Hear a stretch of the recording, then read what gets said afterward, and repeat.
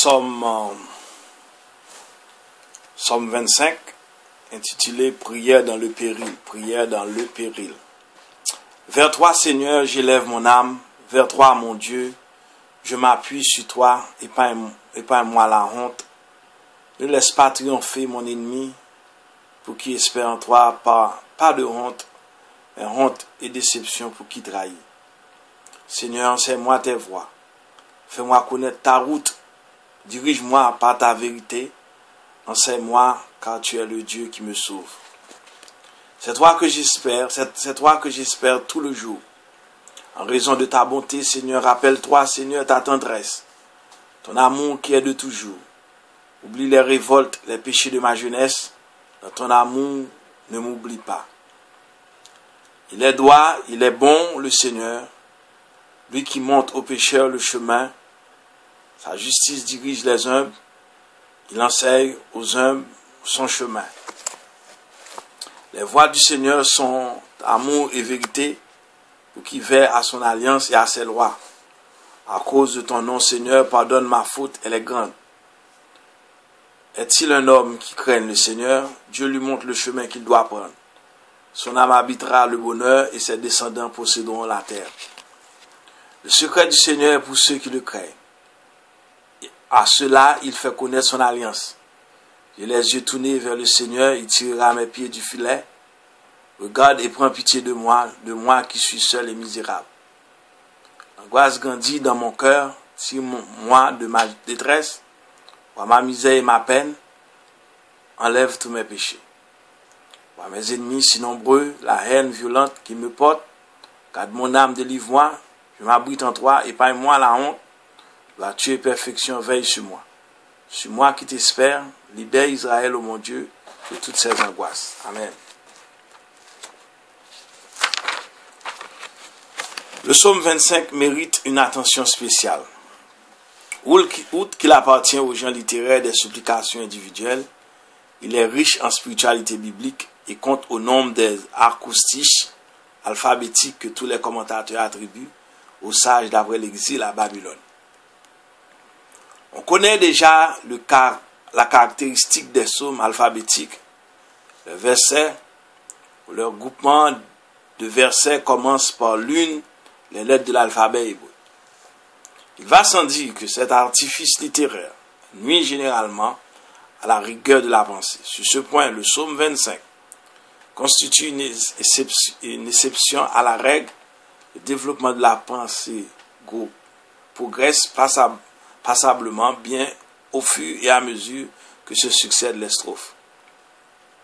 En l'occurrence, le suppliant se reconnaît pécheur en 3 endroits différents. Versets 7, 11 et 18 du psaume 25.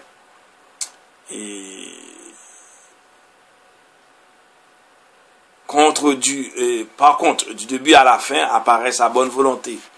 Quant à sa confiance en la miséricorde divine, elle est illimitée. Bref, ce pénitent sincère fait vraiment partie des pauvres de l'Éternel, ce que nous appelons les Anawim, A-N-A-W-I-M, que nous avons rencontrés à eux. C'est dire que sa prière est la prière de toutes les âmes croyantes, conscientes de leur faiblesse, mais résolument tournées vers Dieu. Quant à la structure, elle n'est complexe qu'en apparence seulement, il suffit d'un coup d'œil sur le tableau pour s'en convaincre. Et le verset 1er, antienne initiale, verset 2, 3, quatrain d'ouverture, 4 octins, premier octin, verset 4 à 7, deuxième octin, verset 8 à 11, troisième octin, verset 12 à 15, quatrième octin, verset 16 à 19, quatrain final, verset 20 et 21, antienne finale, verset 22. Donc, psaume 25 de David, antienne initiale, verset 1er. Elle a été probablement mise en tête du psaume lors de sa transformation de prière personnelle en prière publique. Quoi qu'il en soit, le verset 1er a été amputé d'une partie de son contenu. La disposition typographique insolite adoptée par le sautier trahit cette amputation textuelle, à l'exemple de À l'exemple, il lui était préférable d'indiquer par des points de suspension les mots sautés. Vers 3, l'Éternel, élève mon âme, ô mon Dieu. Quatrain d'ouverture, versets 2 et 3. Le psalmiste met toute sa confiance dans le Seigneur. Il souhaite ne pas avoir son espoir déçu. Il n'en retirerait que de la honte. Premier octet, versets 4 à 7. Cet impératif attire notre attention. Décidément, notre psalmiste est un familier de Dieu. Les 4 premières concernent les voies de Dieu. Enseigne-moi tes voies, verset 4. Fais-moi connaître ta route, encore verset 4. Dirige-moi, verset 4. Verset 5. Enseigne-moi, verset 5. Les 3 derniers portent sur le souvenir et l'oubli. Rappelle-toi, Seigneur, verset 6. Oublie les révoltes, verset 7. N'oublie pas, verset 7 encore. Deuxième octet, verset 8 à 11. Cette fois-ci, la strophe gravite autour de 2 thèmes, le chemin et l'alliance. Le psalmiste nous dit pourquoi, malgré son péché, il ne désespère pas. Le Seigneur montre aux pécheurs le chemin. Verset 8. Il enseigne aux humbles, Anawim, A-N-A-W-I-M, son chemin. Verset 9. À l'égard du pécheur repentant, le Seigneur se comporte avec amour et Z, H-E-S-E-D, de l'hébreu. Et Z, H-E-S-E-D, et fidélité, les 2 grandes vertus de l'alliance, verset 10. Finalement, pour le suppliant, demande-t-il pardon au Seigneur à cause de son nom? C'est ce que le pardon constitue la grande manifestation de la vraie nature de Dieu, qui est amour. Troisième octet, verset 12 à 15. La voie indiquée par le Seigneur à celui qui le craint conduit au bonheur en vertu de la foi en la rétribution terrestre. Il s'agit d'abord du bonheur qui, sur terre, consiste en la possession de la Palestine. Versets 12 et 13. Progressivement, ce thème de la possession de la terre promise aux patriarches prendra une valeur eschatologique et théologique. Eschatologique, fin des temps. Davantage encore, le Seigneur confie ses secrets à ceux qui le craignent. Il est leur ami intime et il les tire du filet des ennemis, versets 14 et 15. Quatrième octet, versets 16 à 19. On retrouve ici les ennemis de la strophe précédente.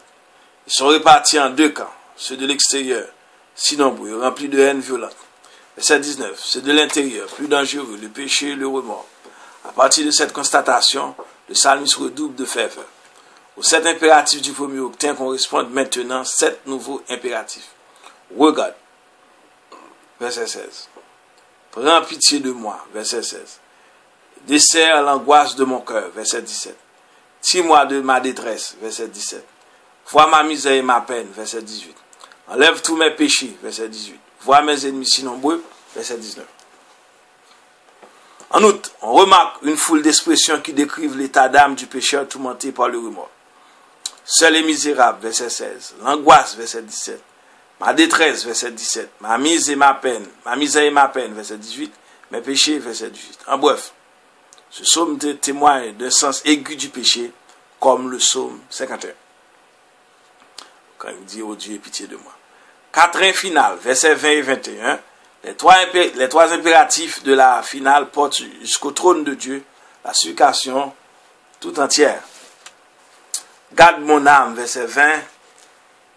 Délivre-moi, verset 20. Épargne-moi la honte, verset 20 encore. Là, devant le trône de Dieu, la droiture et la perfection, verset 21, comme des avocats venus dans le sillage du pardon, prennent la défense du pécheur repentant. Antienne finale, verset 22.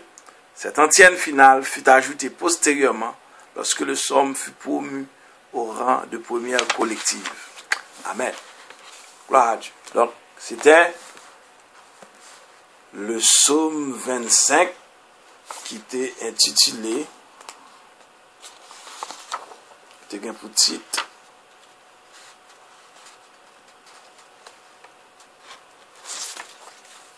Prière dans le péril. Alors, qui comparait avec Psaume 51 aussi. Maintenant, donc c'était pasteur Gary Volsi et de Montréal, Québec, Canada. 438-792-4618 Gary.volsi@yahoo.com. N'a mettez le pour encore que bon Dieu bénisse. Après écrit sur tout. Le fait que nous tout le temps bail ça coordonner nous, c'est parce que nous faisons toutes sommes. On fait 6 introductions et puis nous allons sur une par une. C'est pour ça que entrer dans somme 25 ans direct, au moins pour connaître qui j'en carrément. Maintenant, nous pourrons aller passer dans somme 26.